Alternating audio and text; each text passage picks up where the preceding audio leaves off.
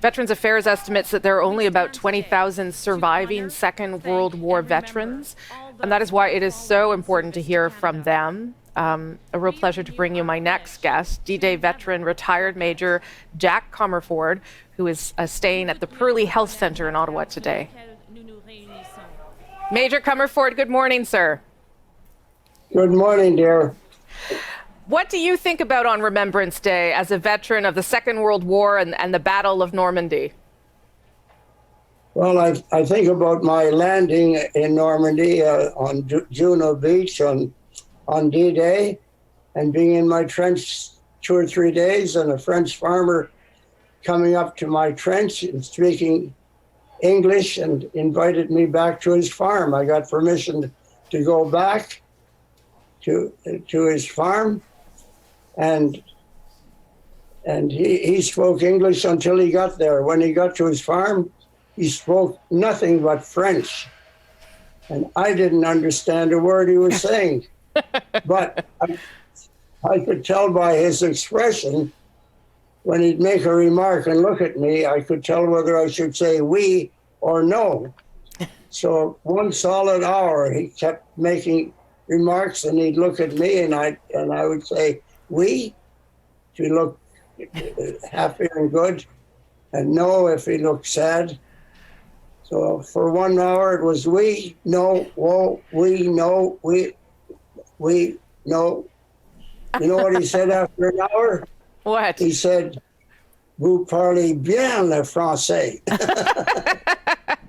Major, do you also think about, I imagine, your colleagues and those who didn't make it back like you did?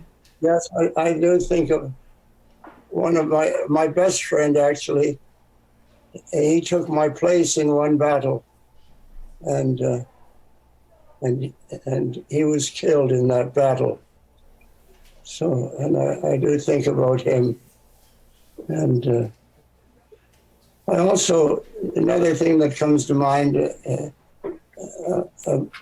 about World War II is getting out of my trench. It was near the end of the war, and there was a dead enemy soldier near not far from my trench, and he was on his back, and I looked at him, and for the first time ever, I didn't see an enemy. I saw a fellow human being, and it was a very touching memory.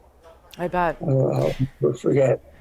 Major, you used to lay a wreath, no matter what, at the Beechwood National Cemetery, or you'd come down here to the National War Memorial.